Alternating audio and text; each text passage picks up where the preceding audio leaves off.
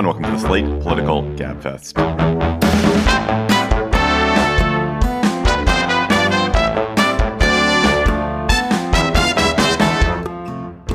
January 25th, 2024, the Election No One Wants edition. I'm David Plotz of CityCast in Washington, D.C. I'm joined by John Dickerson of CBS Primetime, who is warm but never gloomy from New York City. Hello, John. Hello, David. I'm going to have to live up to that, damn it. And from New Haven, Connecticut, Emily Bazelon of the New York Times Magazine and Yale University Law School. Hello, Emily. Hello, hello. This week on the Gabfest, Trump won the New Hampshire primary. Can anything save America from a Trump-Biden rematch? Does America want to be saved from a Trump-Biden rematch? Is this the election that we need / deserve? Then, is the vibe session finally over? We're going to talk about the vibe session, my favorite new term of 2024, 2023. Then, can Congress pass meaningful immigration legislation? Plus, we will have cocktail chatter. This episode of the Gabfest is sponsored by SAP. First, the bad news. SAP Business AI won't help you generate cubist versions of your family's holiday photos, but it will help you understand which supplier is best to help you roll out your plant-based packaging in Southeast Asia and identify the training your junior project manager needs to rise up the ranks and automate repetitive tasks while you focus on big innovations so you can be ready for the next opportunity. Revolutionary technology, real-world results. That's SAP Business AI. Trump won the New Hampshire primary on Tuesday over Nikki Haley, despite a pretty decent turnout of independents for Haley. So, John, was this a big win or a small win for Trump? What good news did it herald for him? What warning signs did it herald for him? Well, I think it's just like what we said in Iowa, which is big win, which includes the numerical win and also all the endorsements that came leading up to New Hampshire, on the day of New Hampshire, and following New Hampshire, which is more, doesn't obviously have to do with the vote, but is just a reminder again that the party is backing him, and backing a nominee or a likely nominee that would be what you'd have in a normal race. This is people backing somebody who spent months trying to overthrow an election, somebody who should be politically toxic. And now what happens is that you have all the leadership of the party lining up behind him, and his strength in the party is so powerful that Mitch McConnell, according to Punchbowl, told his Republican colleagues they should go slow or cancel their efforts to try to find immigration reform, and we'll talk about that in the topic, but because Trump doesn't want it. Here you have Mitch McConnell. I mean, there was a time in American history when members of Congress didn't listen to a president because they were their own independent actors. Now it's not only listening to a president, listening to a presidential candidate. So his power is overwhelming. However, yes, there were those independent or those undeclared voters who voted for Nikki Haley and who said basically in a general election, if it's Trump versus Biden, they're either going to vote for Biden or not vote at all. And it shows that basically Trump may very well have shrunk the Republican, at least primary electorate, caucus electorate, into something smaller and harder than even his 2020 base. And that's not great for the Republican Party because everything he's doing, including in his totally thin-skinned reaction to Nikki Haley, is only going to exacerbate his problems with the voters he needs to bring back who he lost in 2020. Emily, let's just linger for a minute on Nikki Haley, who is still running. She has her home state of South Carolina coming up. She will lose that, we presume, and that will be that, right? I think so. I mean, it does seem like in some ideal world for the party, she might have more of a runway because this is finally the two-person race that Trump has never faced. On the other hand, I imagine that her defeat in South Carolina is going to be resounding. And it doesn't really seem like she has a path to bringing together the different parts of the primary electorate for the Republicans that she would need to have. It is interesting to me that she, at least I think, is being more aggressive toward Trump. Like she seems to finally be kind of taking some shots at him. And, it feels like a real, not real race. It feels like a real She is being much more, right she's drawing lines much more sharply, talking about his senior moments, talking about his criminal trials, and lingering on and having fun with his calling her Nancy Pelosi, or using her name when he meant Nancy Pelosi, and using it as a way to talk about his decline. I think he's mentally fit, but I think he's declining. And that's look, do we really want two 80-year-old candidates running for president? Because the concern I have is look at Joe Biden 2 years ago. Look at how much he's declined in these 2 years. What I'm saying is, why can't we go and finally get all of these people out of D.C. and go with new generational people? Do they have to stick around this long when we see what a mess the country is in? Which, going with my previous theory that the worst thing you can do to beat Donald Trump is beat Donald Trump, it's causing heartburn in the party, because if you've endorsed Donald Trump, you have papered over his character flaws, the decline, the criminal cases, the fact he tried to overthrow an election for multiple months. You've papered all of that over. You don't want Nikki Haley running a campaign to bring all of that out into the open, even though it's not going to help her. You don't want this conversation to come out. I mean, look at what happened to Senator Tim Scott. He, who was appointed to his seat by Nikki Haley, is stood behind Trump at Trump's victory in New Hampshire. Very smart political move by Trump, genius political move by Trump. But then Trump turns to Tim Scott and says, boy, she appointed you. You must really hate her. Puts him in this awful position, which he put himself in. I mean, it's not that he's a grown adult who made this choice himself. But Tim Scott, even though he dropped out and did not participate in the New Hampshire primary, had a very bad New Hampshire primary evening. Nobody wants more of that. So end the race so that there aren't those kinds of moments. So I think that Nikki Haley is drawing these sharp lines, but they're not likely to be effective because of Trump's support and because there's a general desire not to have this conversation. Do they matter, the shot she's taking at him about, seeming out of it, etc., seeming so brittle and unable to take criticism? I mean, is she creating a set of talking points that are going to show up in Democratic ads later, are just going to penetrate to voters outside of the obsessed with politics sphere, or is it just the wrong timing for that?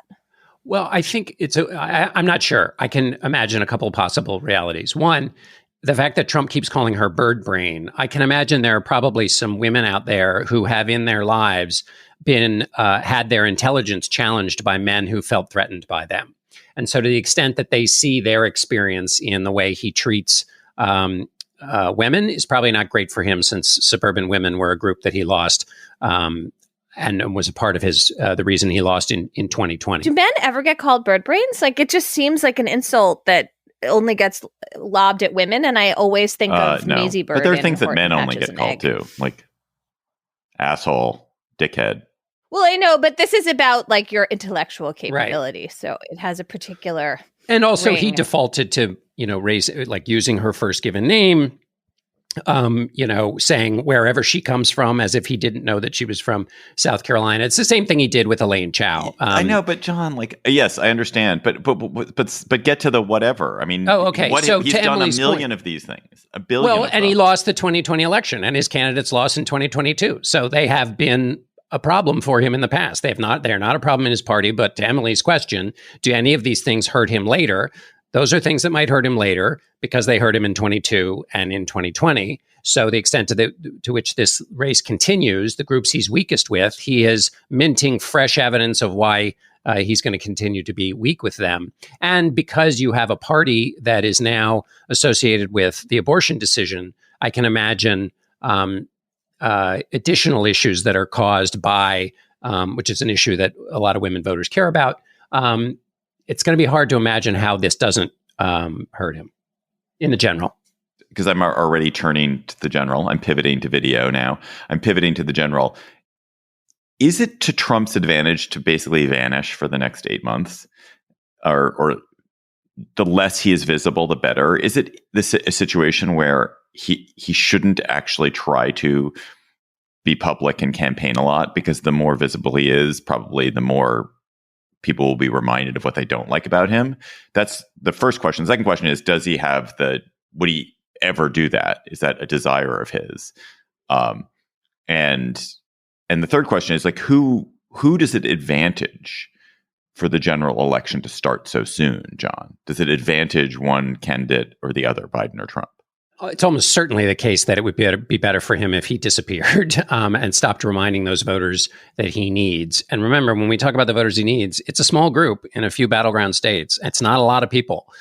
So there's obviously an asterisk with everything I say, because the shape of this electorate is going to be small and so can be moved by maybe smaller things than I think, or he's got more support in those states than I think, or the support is not as weak or as damaged by all these things I'm mentioning.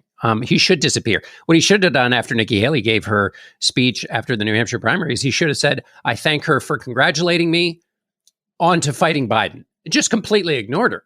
But his inability to show restraint or control and the absolute itchiness on his skin at which is obviously amusing that he's claiming that she's not accepting defeat when he has made it into, a professional effort to not accept his defeat in the last election, is like the literal incapacity he has to manage this Haley thing is, goes right to all of the things he demonstrated as president, which is that he has no impulse control on some things. And if there's one thing a president needs, impulse control. Who does it help? I suppose it helps Biden. The faster you get to not a referendum, but a choice. Emily, do you agree with that? Do you think it is advantageous to Biden that it is now a two-man race and we can focus not simply on whatever failings Biden and the Biden presidency have brought us, but on the prospect of one of these two men is likely to be president for the next 4 years? Which one do you want it to be? Yeah, I think so. I think Biden does better when he's being compared to Trump. I mean, Trump also can't disappear. I mean, he's constitutionally incapable of disappearing, like you said. That is in the Constitution, I think. It is. Section 18B. But also there are these looming criminal matters that he's facing that are going to be in the news no matter what. And civil matters. So there's that. He's going to be kind of trailing his legal issues and he's going to be super combative about that. And again, that just may play differently with the sliver of the electorate you're talking about, John, than it has with the Republican primary voters, I mean. I think maybe the best case for Biden for the general election is that people spend lots of time with Trump, and they develop that sense of agitation and unhappiness that so many of us had in all of the Trump presidency, but particularly leading up to the election. And they sense that I don't want to experience that. I don't want to have to think about this man all the time. And so the one act I can take to help me not have to think about this man is to vote against him. That's what I think Biden needs to hope for. My worry is that perhaps that what's going to happen is people are going to just get more disgusted with politics because they're going to see this election, and disgust with politics translates into sometimes people tuning out. And then that allows the activists, the people who are enthusiastic to come out, and Trump has a huge number of those, and they come out and vote for him, and Biden gets a slightly smaller turnout than he would otherwise get. And Biden is hurt by, in fact, Trump's presence because Trump made this situation where people hated politics even more, and that hurt him. So I don't know. I can see either one of those things happening. And weirdly, and as usual, we really only care about that dynamic in Michigan, Wisconsin, Georgia, Arizona, and Pennsylvania. Nevada. Yeah. One. It's just always so strange. Hey, Ron DeSantis dropped out. Yeah. Oh, yeah. I mean, it is amazing. If you were to look on paper, a veteran, experience in Washington, successful in an important state for Republicans, beloved by his voting constituents as proved in the 2022 election, connections with evangelicals, supported by the governor of Iowa, versus, a candidate who had been accused by all the leaders of his party of working to overthrow an election and shred the Constitution. You would think that, on paper, the governor would do a little bit better than getting wiped out after one contest. It also proves that the authenticity metric in politics is meaningless, because Ron DeSantis was very authentic. He was just authentically, he apparently made people uncomfortable with his authenticity. John, I just do want to give you credit, because you very early on, when Emily and I were talking about how DeSantis, was DeSantis just going to roll to the nomination, and how interesting it was. He's got it all. You were so skeptical because I think you understood that when he actually had to campaign and when people were faced with that terrible smile and that terrible voice and his generally unpleasant and unlikable public demeanor, they would not grok to it. And indeed, ungrok they did. I appreciate that because I'm feeling very bruised this morning because when Donald Trump claimed the last election was stolen, I made this big pronouncement about like how that was going to be a huge disaster for democracy and would affect the fortunes of those who didn't call him out in his own party. I was right about the democracy part. Could not have been more wrong about the fortunes of the people who did not call him out in November of 2020. So thank you for reminding me that I wasn't totally wrong about everything. Can we close actually with one point you guys touched on earlier? So John Cornyn, senator from Texas, it's someone who really interests me because I think of John Cornyn as being the last remaining member of the regular, normal Republican Party. Very conservative, but very effective legislator and kind of a basic regular order Republican. And this week, Cornyn, and he's been Trump skeptical forever. This week, Cornyn, I think right after New Hampshire, endorsed Trump. And it made me wonder, he is like Mitch McConnell, but Cornyn is kind of is the next generation. It made me wonder whether these Republicans, the last bastion of regular people in the Republican Party leadership, whether they're going to merely endorse Trump or are they going to not just endorse Trump, but act fully in his interest? Are they going to campaign vigorously? Are they going to be full-throatedly Trumpy? Or are they going to just do the bare minimum and say, hey, yes, Trump, but then try to conduct their regular business? Do you have a sense about that, John? Maybe it doesn't matter either way. It doesn't matter what John Cornyn does or doesn't do. Trump will win Texas.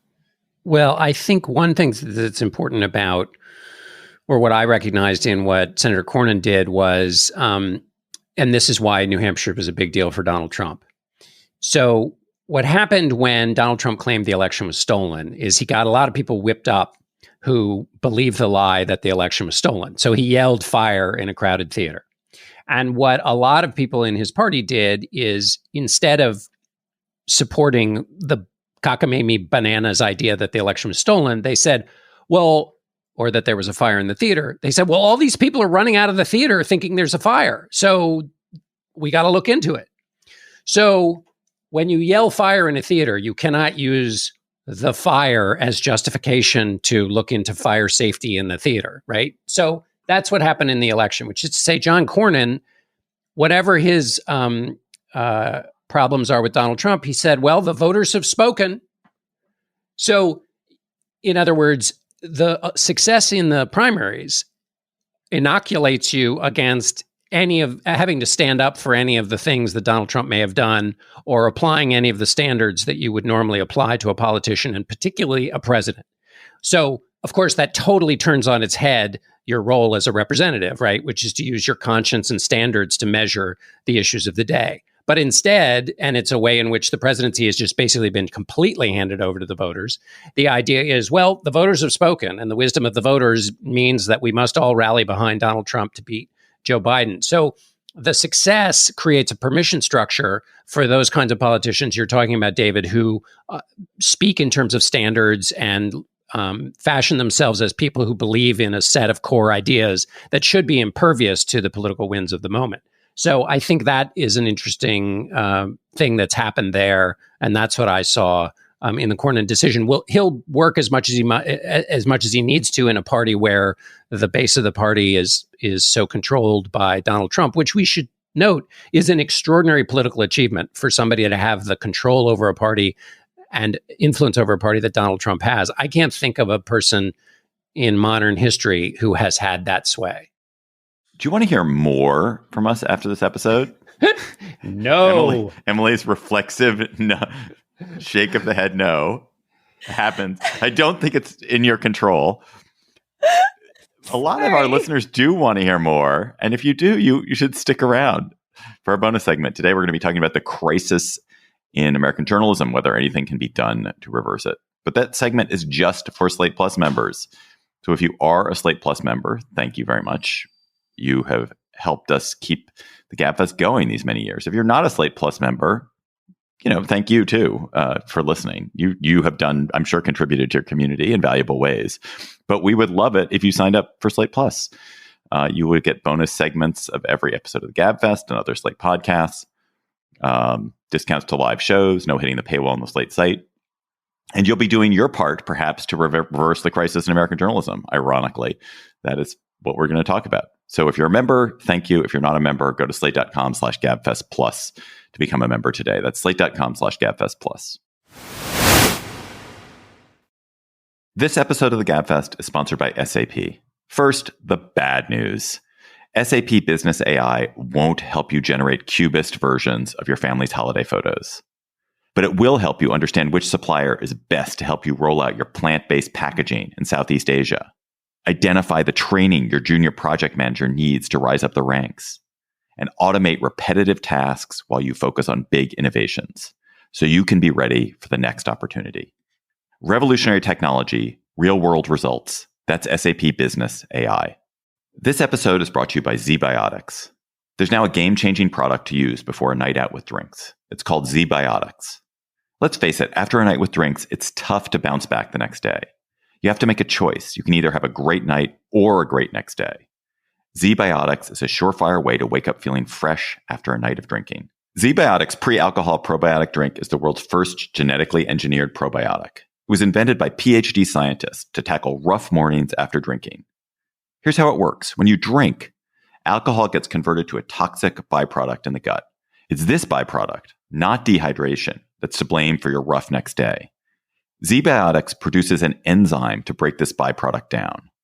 Just remember to make ZBiotics your first drink of the night, drink responsibly, and you'll feel your best tomorrow. Go to zbiotics.com/Gabfest to get 15% off your first order when you use Gabfest at checkout. ZBiotics is backed with a 100% money-back guarantee, so if you're unsatisfied for any reason, they'll refund your money, no questions asked. Remember to head to zbiotics.com/Gabfest and use the code GABFEST at checkout for 15% off. Kyla Scanlon coined the amazing expression vibecession last year to express the unhappiness that Americans have about the economy, despite objectively improving economic conditions. Americans have been gloomy about the economy for months. Even though the U.S. has had the best COVID recovery of any major economy, has avoided recession, has kept unemployment extremely low, and has brought inflation down nearly to pre-pandemic levels.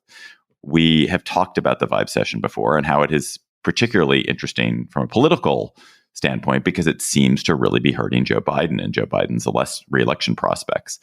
But maybe the vibecession is easing. There are new GDP numbers that John's about to tell us. And it does seem that Americans are starting to feel better about the economy. So, John, start us off with the numbers and why those might be grounds for Biden team celebrating. Well, the economy grew at a 3.3% rate in the latest quarter, which is faster than was expected, down from 4.9% in the third quarter, but nonetheless showed resilience in the economy. And first of all, we should just take note of where we were, which is basically there was a time in 2022 and 2023 when if you did not say out loud in the morning to your barista that the U.S. was going into a recession, you were not allowed to get your coffee, and you might be chased down the street by an angry mob.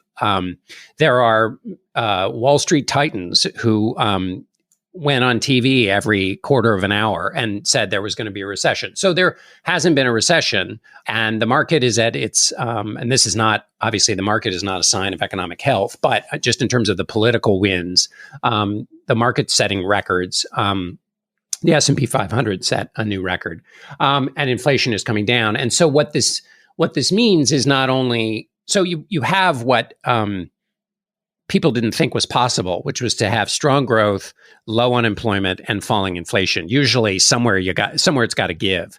What's that credit to? The resilience of the business environment, probably the Federal Reserve. And I don't know enough about Fed policy to really make this claim myself, but I mean, the Fed wanted a soft landing, and it looks like it's getting one by raising rates just enough so that it didn't create a recession, but it slowed inflation. That seems to be what all the evidence suggests is happening. And I should note that last Friday, consumer confidence, back to your vibecession point, David, consumer confidence ticked up by the most it's gone up since before the pandemic. Still an extraordinarily high percentage of Americans, I think it's 41%, think we're in a recession, even though the economy is growing, even though all the signs are good. A remarkable number of Americans are still very unhappy about the economy. And that is, Emily, highly polarized. So it's political. What's up with that? Traditionally, when there's a Republican in office as president, Democrats are more pessimistic about the economy and vice versa. But what's interesting and related to your point is that for Republicans right now, it's more pronounced. So there are more of them who are more upset about the economy during the Biden administration. And so that's probably pulling down the numbers.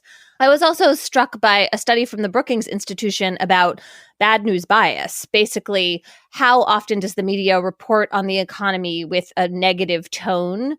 And the study was interesting because they tried to look at whether that tone matched the actual conditions of the moment or not, whether it was out of sync and more negative than the facts would seem to dictate.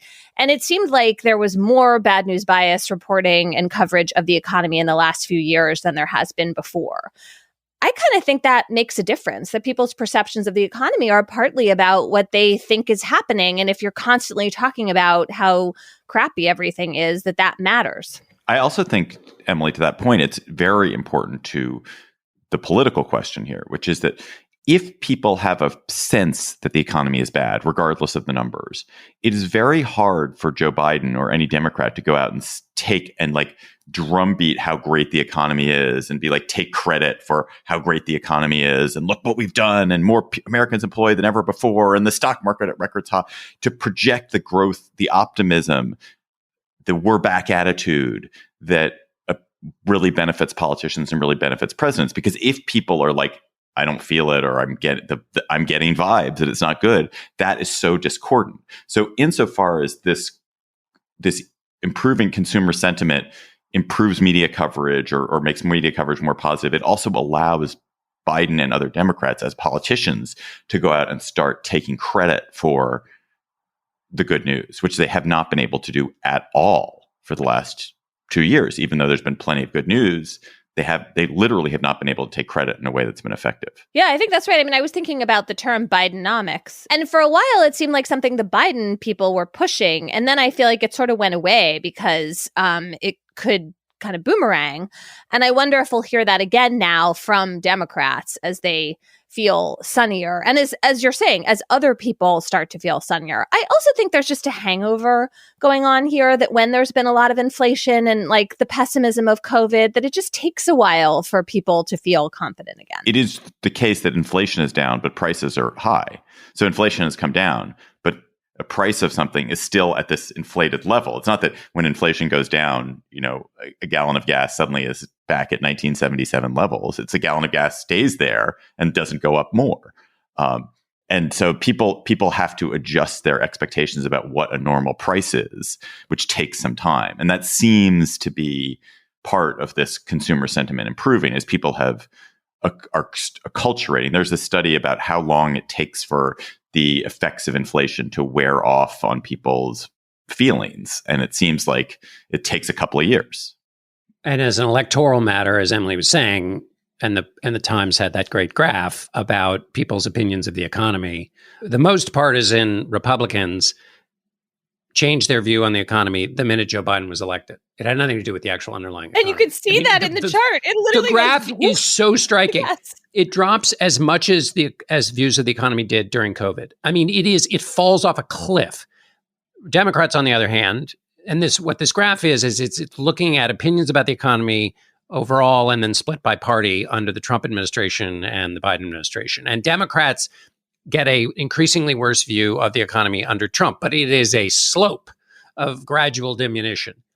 When Biden gets elected, it is it defies gravity. I mean, it's part of the International Olympic Physics quiz to come up with the formula that describes a precipitous drop like that. And so obviously, this is one of the things that irritates me about some of the polling and it's why the idea of vibecession is useful. And also there's kind of a corollary, which is the way in which partisanship, and particularly presidential partisanship, has basically overtaken all reason. So it's hard to know what people think and how many people's minds will change who will actually affect the election in those battleground states. I would add one other thing is Brendan Nyhan at Dartmouth, the political scientist at Dartmouth, did a paper with some colleagues about basically people's misperceptions about what a president has control over. CBS News had a poll that said 60% of the country thought that a president has a lot of control over inflation.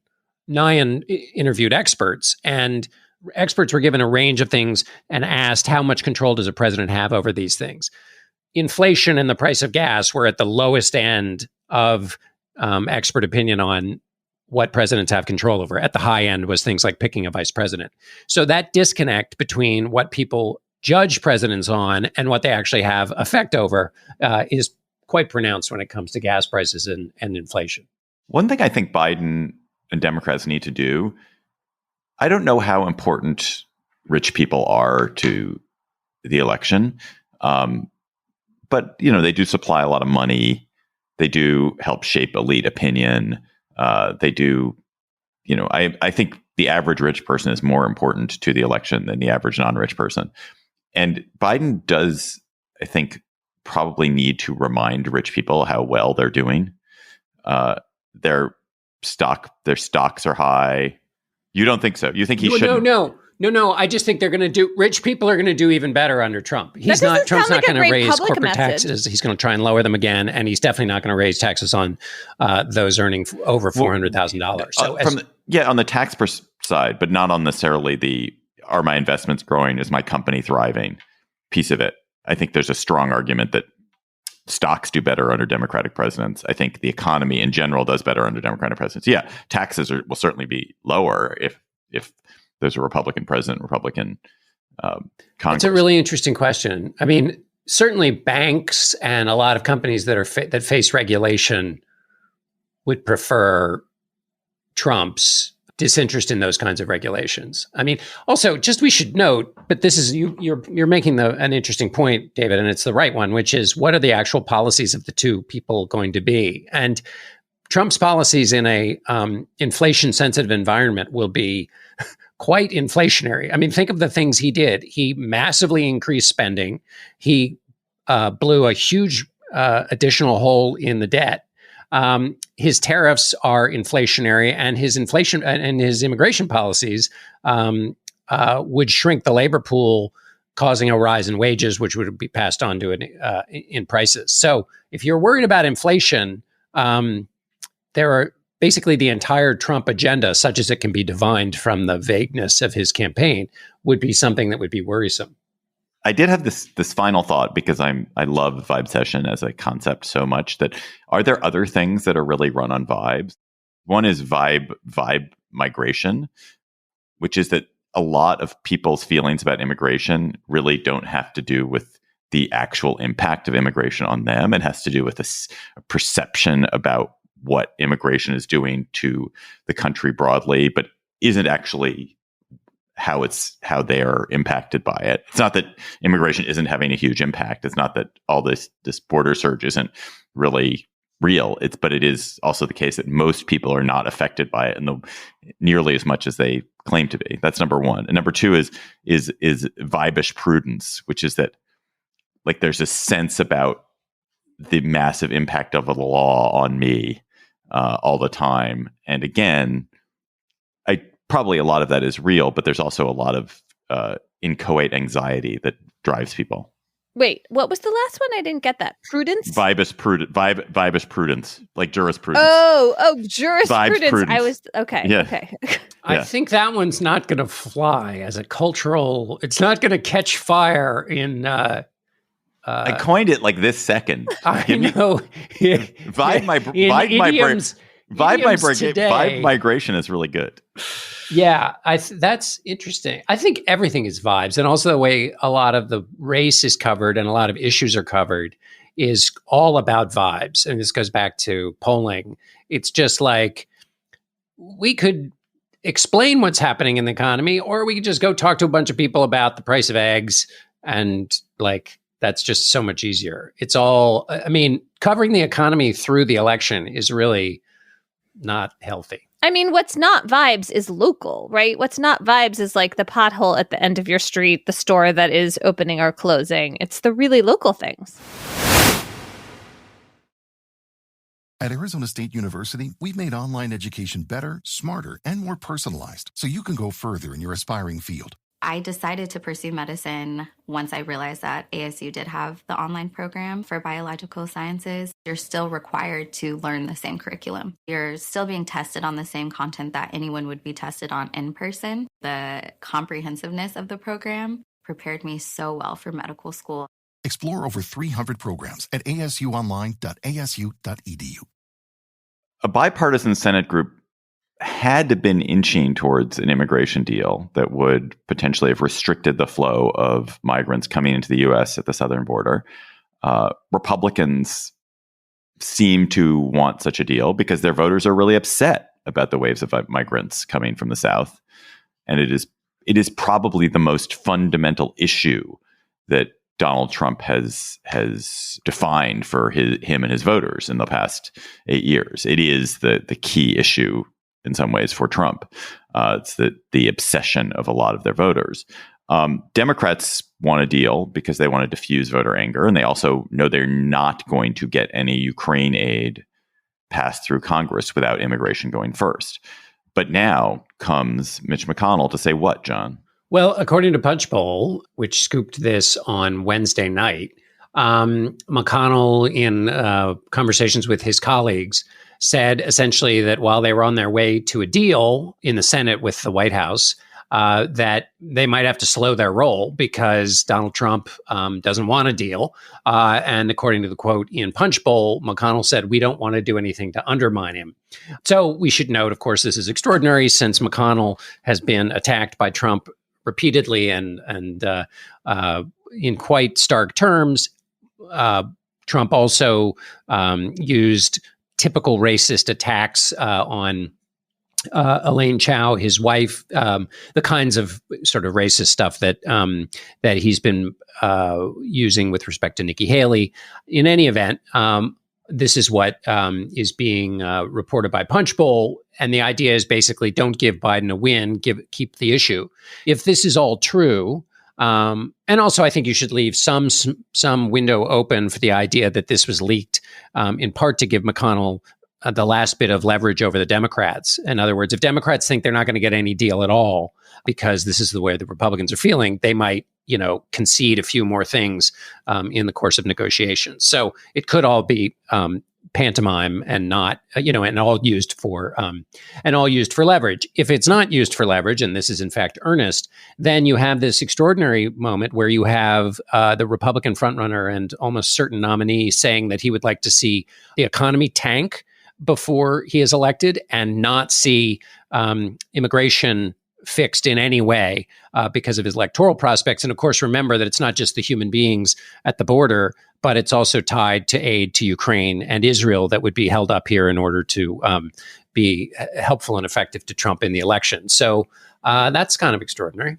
Emily, do you want to explain a little bit about what they're negotiating around? Because there's so many different pieces of this immigration story. And this one, humanitarian parole, is a really interesting concept that I think most people, and by most people, I mean David Plotz, didn't really understand until this week, and what's the difference between humanitarian parole and being a refugee, asylum, temporary protected status. And yet this actually is at the heart of, I think, what is happening at the border in some ways. Humanitarian parole is relief from deportation that the federal government can grant. It can do it individually. It can also do it for groups. And the idea is that you can work, but you're not on a path to a green card or permanent status or citizenship. It's temporary. It's 2 years. It can be extended. And the Biden administration has used it as a kind of safety valve for Ukrainian immigrants. In the past, it was used for immigrants from Afghanistan. It's a way of basically letting people stay for a couple of years in a way that they can work. And the numbers have gone up under Biden. And the question is, how much are the Democrats willing to give to the Republicans in order to bring these numbers down? That's the Republican goal. And the Republicans really want a hard cap on the number of people who can be allowed to stay in the country in this way. And the Democrats don't want a hard cap. They want something that is more flexible because they say they may need to respond to an international crisis or some other reason that you wouldn't want to predetermine how many people can come in this way. These are not asylum seekers, right? These are people who are... They might be seeking asylum. They're not asylum They seekers. might be seeking asylum, but they're not on the path to getting asylum because they have been given humanitarian parole. So they may still have an asylum claim, but asylum claims take forever to process. They have a really high standard of proof, credible fear of returning to your own country, basically persecution, whereas this is a different kind of off-ramp. And I think one of the things that's been so effective for the Republicans is the phrase they've used to describe what they say humanitarian parole is, which is catch and release. This is a very good message for their voters, I suspect. Yeah, it's funny. I mean, I thought catch and release referred to something else, and maybe it has in the past, or maybe it's just that it is hard to keep all these different components of American immigration straight. I thought catch and release was like the people who get caught and then they're just like allowed to stay. They're not immediately detained or immediately turned away.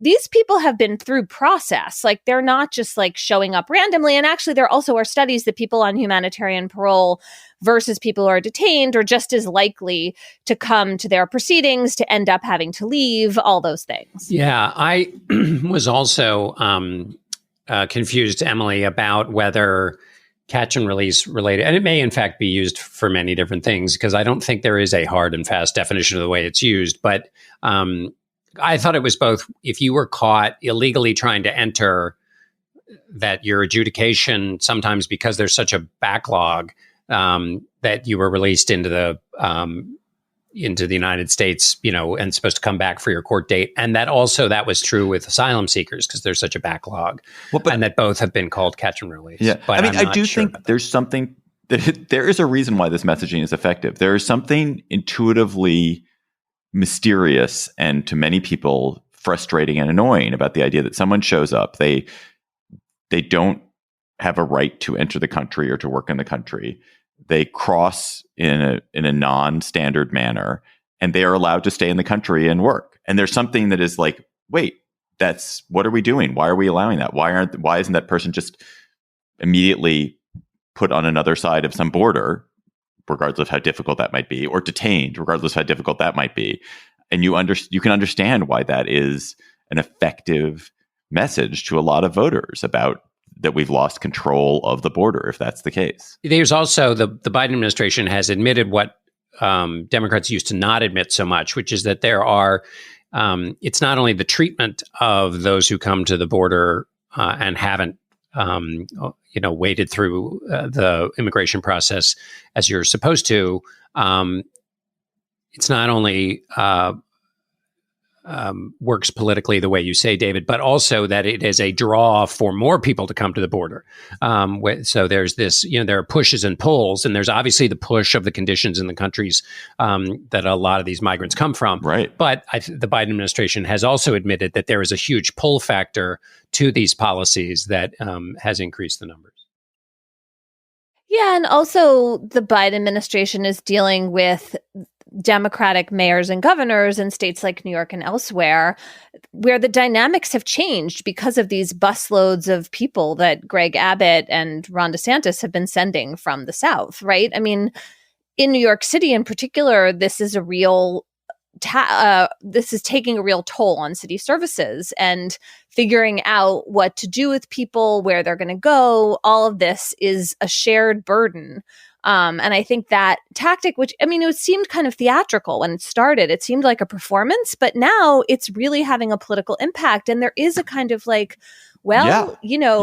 you Democratic liberals, you said all these folks could show up, but do you really want them taking over your own city? This is what it feels like. Extraordinarily effective. It's really interesting to watch that develop. It's incredibly effective. Yes. I walk up and down in front of the vice president's house, and I would say 3 times in the last 3 months, I have been there as a bus sent up from Texas has arrived in front of the vice president's house as people. And you see these young women, Latino women, mostly carrying babies, just lined up outside.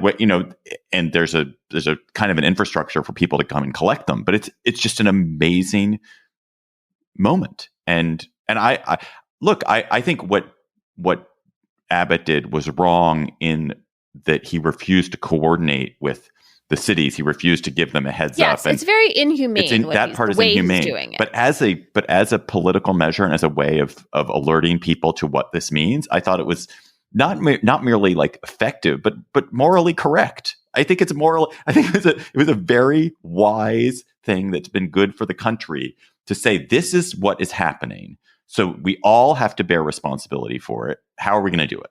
And to make sure that then the governor of Colorado and the mayor of Denver and the mayor of New York and the mayor of Philadelphia and the mayor of Boston and Chicago, they all have to think about this and deal with it is real and good. I mean, we haven't resolved the problem. And if Republicans refuse to negotiate a deal, then that sort of moots a lot of it. But I can't criticize Abbott for that piece of it.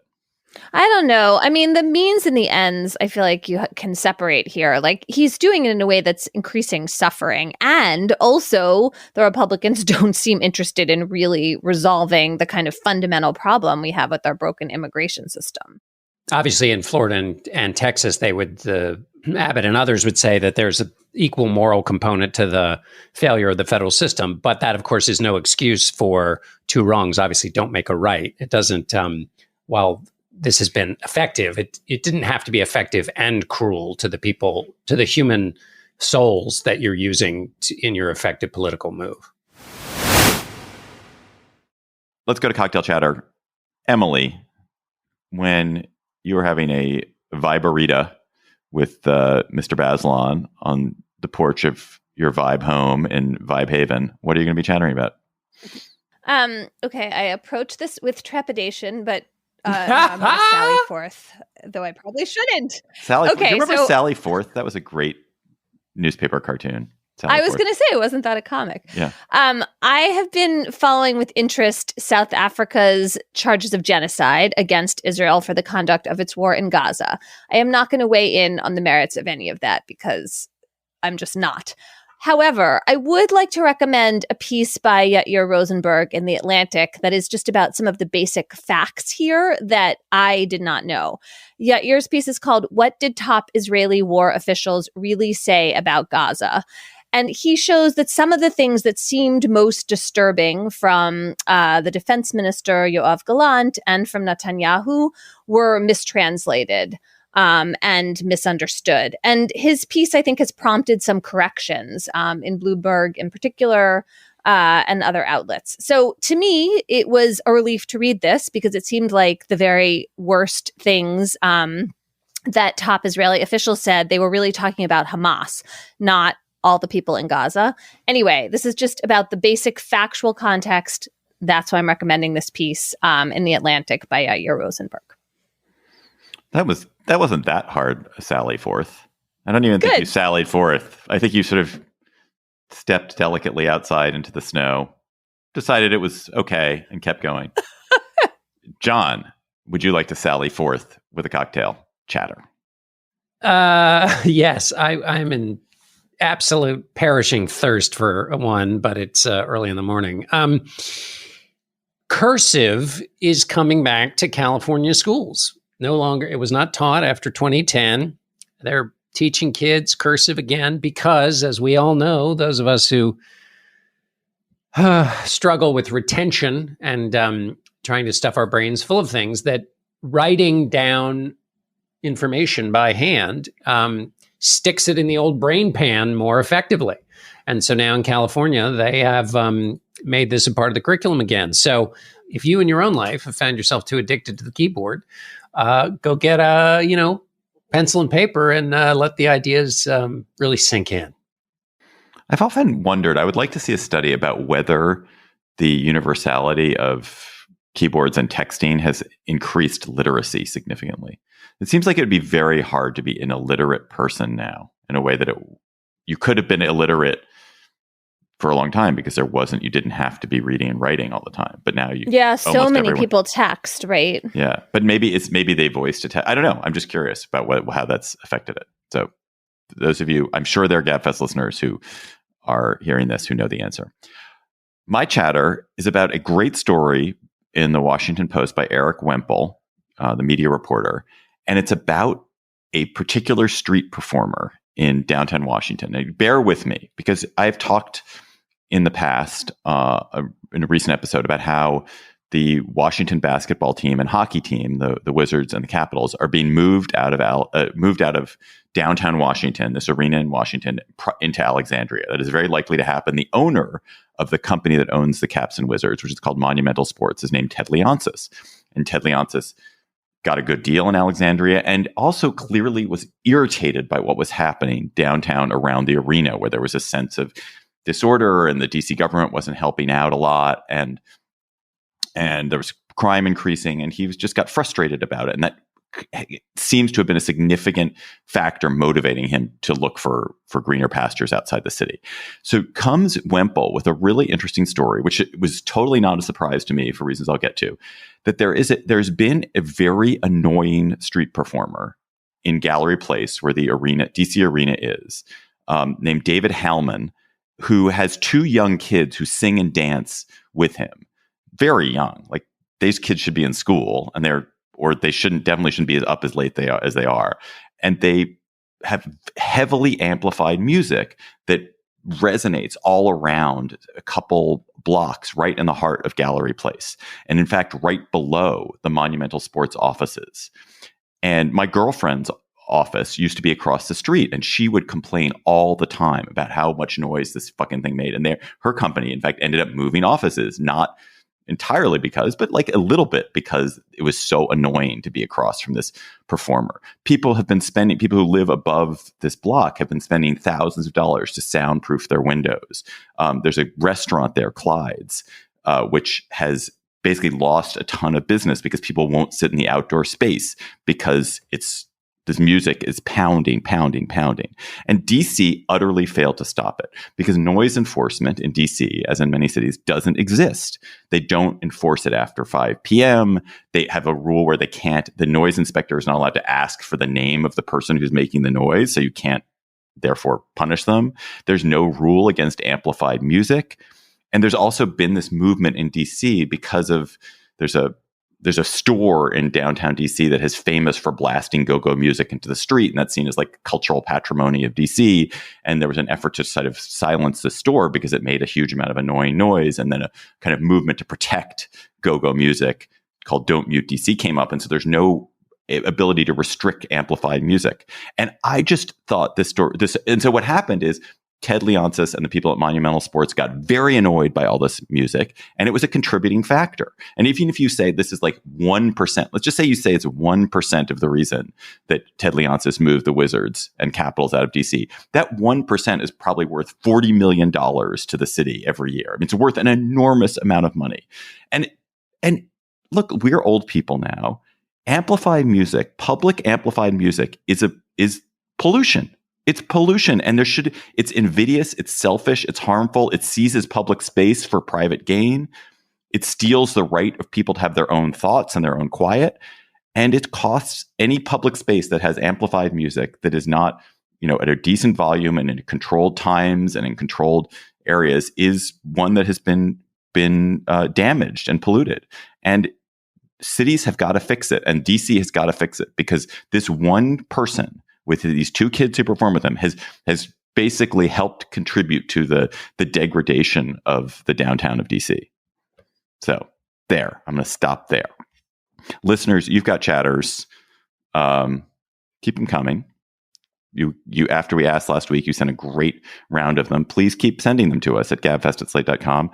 Our listener chatter this week comes from Annie O'Connor, and it's about the lock-picking lawyer. Hi, Gabfest. This is Annie O'Connor from St. Paul, Minnesota. I'm recommending a YouTube channel called The Lockpicking Lawyer. My husband introduced me to this channel after researching bike locks and incidentally stumbling into internet gold. I started watching these videos during the COVID pandemic when I was working in long-term care and desperately needed an outlet completely separate from work. These videos showed a problem with a clear solution from start to finish and was immensely helpful after long days of uncertainty. I highly recommend it to others that either love minutia or simply need a break after a stressful day. Enjoy!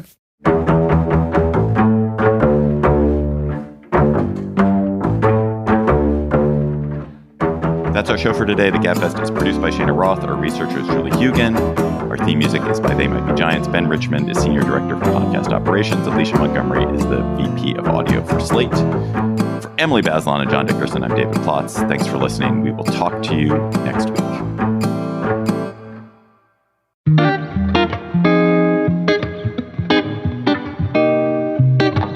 Hi, Slate Plus. How are you? So, American journalism is having a really terrible week. Pitchfork was closed, folded into GQ. Sports Illustrated appears to be laying off most of its staff. Sports Illustrated, already a shell of itself, has become somehow even less of a shell. The Los Angeles Times laid off 20% of its staff, more than 100 journalists. There's a tremendous amount of anxiety across journalism. Ezra Klein had a very good column listing some of these. The Messenger is reportedly out of money. Vox Media has seen huge layoffs. Gawker and The Onion, the company that owns the Gawker and The Onion, and Defector is trying to unload it because that's been a problem. Popular Science magazine is done. All right, you could stop listing. Vice is barely alive. Time has been laying people off. So what's going on? And can it be stopped? Emily? I mean, I think the larger dynamic that's been going on for a while is the migration of advertising dollars online to Facebook and Google rather than to purveyors of news, and the sort of change in what used to be bundling, right? Where you would have news sources that had a lot of, in print days, display advertising, and then they were purveying news alongside of other lifestyle coverage, and it kind of subsidized the news coverage. Digital advertising, much smaller percentage of it goes to news outlets, and it doesn't provide as much revenue, per ad. I mean, this is a particular problem for local and regional news, right? Which is the thing that worries me the most in terms of what we're actually losing. No offense to Pitchfork. Pitchfork is great, and it's a loss. I'm not trying to, but the thing that seems like a real problem for the democracy is the lack of coverage in local places. And we're watching this dynamic take place while a small number of individual writers are figuring out how to make a good living and do really interesting work on Substack and other forums like that they can charge for. The problem is that you can't scale that kind of operation. You have to have a really small publication, if that's the right word for it, that's really driven by one person's voice and personality and just like brand. And so what Ezra pointed to, and I think he's right, is that there are these small individually run newsletters, et cetera. And then there are some really big news organizations, including the New York Times, that seem to have figured out how to provide the kind of bundling that worked in the past. And then what's getting squeezed out are these mid-level, local, regional news outlets. And that is a real loss. It's not like that kind of reporting can't be improved on, because it can, having worked at a newspaper like that. But it seems like what is happening is a kind of race to the bottom. And another just element of this is that some of these outlets have been bought up by hedge funds that then just basically kind of rapaciously strip them of all value and kill them off. Zombify them. The downside, of course, also is not just and maybe this is implicit what you were saying, Emily, is that you're not only not covering what's happening at the local level, but you're atrophying or destroying the most direct connection between the citizen and information, which builds muscles and restores the power of the institution. So I trust my local reporters because they tell it to me straight. And if you have a sense of trust there, then there is at least an opportunity that you could go up the next step in believing a news organization that's writing about national news, that it's a better gateway drug to institutional improvement than trying to get, good information from national outlets, because not a lot of national outlets have disappointed people, in part because they're trying to chase the market forces that we're describing here. And I mean, certainly in television news is always threatened by having to be sufficiently entertaining. And we certainly have seen this in coverage of presidential campaigns, where it's in everybody's interest to make it entertaining. It's in the candidate's interest to make it entertaining, because who wants to go and listen to like 45 minutes on the Treaty of the Sea? And it's on the television and it's necessary to make it entertaining because you're competing with other entertainment offerings. Now you're competing with millions of entertainment offerings because everybody can, including social media, TikTok. That was just a snippet from our Slate Plus conversation. If you want to hear the whole conversation, go to slate.com/Gabfest Plus to become a member today.